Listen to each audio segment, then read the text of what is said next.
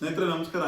ಇವತ್ತೇನು ಪ್ರತಿಯೊಬ್ಬ ಮನುಷ್ಯನಿಗೂ ಆರೋಗ್ಯ ಅನ್ನೋದು ತುಂಬ ಇಂಪಾರ್ಟೆಂಟು. ಸೊ ಆ ಒಂದು ಆರೋಗ್ಯನ ನೀವು ಯಾವ ರೀತಿ ಕಾಪಾಡ್ಕೊಂಬರ್ತೀರಾ, ಸೊ ಅದೇ ಥರನೇ ಆ ಆರೋಗ್ಯ ನಿಮ್ಮನ್ನು ಚೆನ್ನಾಗಿ ಇಟ್ಕೊಂಬರುತ್ತೆ. ಏಕೆಂದರೆ ಇವತ್ತು ಎಲ್ಲರ ಹತ್ರನೂ ದುಡ್ಡಿದೆ, ಅಂದರೆ ಎಲ್ಲರ ಹತ್ರನೂ ಹಣ ಇದೆ, ಸಮಯ ಇಲ್ಲ, ಹಾಗೇನೆ ಆರೋಗ್ಯನೂ ಸರಿಯಾಗಿಲ್ಲ.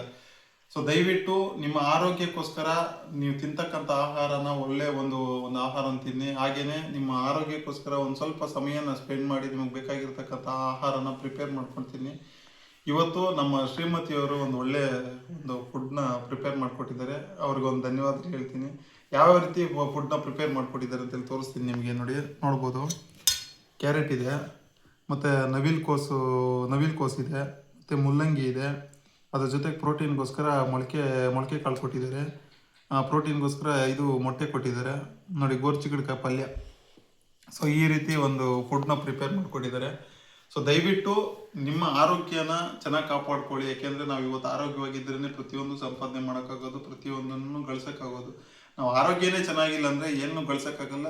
ದಯವಿಟ್ಟು ನಿಮ್ಮ ಒಂದು ಆರೋಗ್ಯಕ್ಕೋಸ್ಕರ ಒಂದು 10 ನಿಮಿಷ ಸೀಮಿತವಾಗಿ ಇಟ್ಕೊಂಡು ನೀವು ಏನು ಬೇಕೋ ಅದನ್ನು ಪ್ರಿಪೇರ್ ಮಾಡಿಕೊಂಡು ನಿಮ್ಮ ಮನೇಲಿ ಮಾಡ್ಕೊಳ್ಳಿಲ್ಲ ಅಂದರೆ ಅಟ್ಲೀಸ್ಟ್ ನೀವಾದರೂ ಮಾಡ್ಕೊಂಡು ತಿನ್ನಿ ದಯವಿಟ್ಟು. ನಮಸ್ಕಾರ.